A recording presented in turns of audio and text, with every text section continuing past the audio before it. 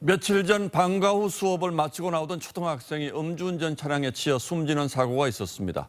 스쿨존 교통사고에 대한 처벌이 크게 강화됐는데 왜 이런 안타까운 사고가 끊이지 않는지, 처벌만으로 해결되지 않는 구조적인 문제는 없는지 따져보겠습니다. 자, 홍영 기자, 이번에 사고가 난 곳은 어떤 곳이었습니까? 네, 초등학교 후문 근처였는데요. 예, 이런 모퉁이인데다가 경사도 가파른 골목이었습니다. 예. 평소 차가 많이 다니는데 인도도 횡단보도도 없어서 추모 공간이 이렇게 도로 한켠에 마련돼 있습니다.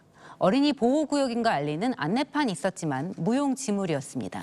자, 이렇게 사진으로만 보기에도 상당히 위험해 보이는데 왜 그동안 개선이 안 된 거죠? 네, 학부모들이 인도를 만들거나 일방통행 구역으로 지정해달라고 해당 구청에 여러 차례 민원을 제기했다고 합니다. 그때마다 구청 측은 주민들이 반대한다는 이유로 어렵다고만 해왔습니다. 주민 설문조사 결과에 의해서 저희는 이제 방향을 잡아서 판단을 한 거고, 그 이후에 추가적으로 그거에 반해서, 그러니까 추가적으로 더 생각해서 이제 따로 진행을 하거나 지시를 한 건 없었던 걸로.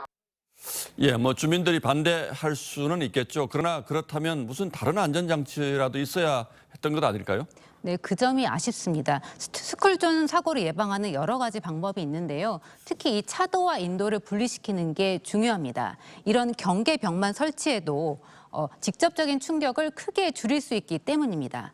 또 횡단보도 앞에 서 있는 어린이가 눈에 잘 띄도록 일부 지자체에선 이런 옐로 카펫을 만들어 두기도 합니다. 하지만 이번에 사고가 난 곳은 이런 장치들을 둘 보행로조차 없었던 겁니다. 자, 그렇다면 전문가들은 이런 경우에는 어떤 보완책이 가능하다고 하는 거죠?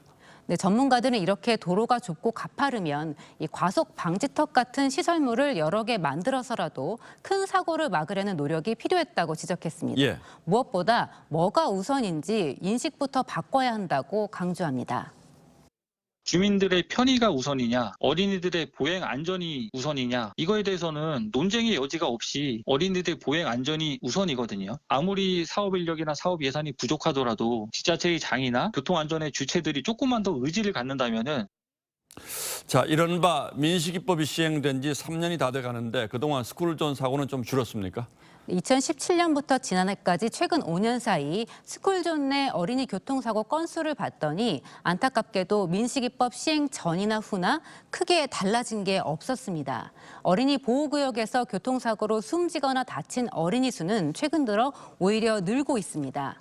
사고가 날 때마다 대책을 덧붙이거나 처벌 강화에만 초점을 맞추기보단 근본적인 예방책을 정비할 필요가 있어 보입니다.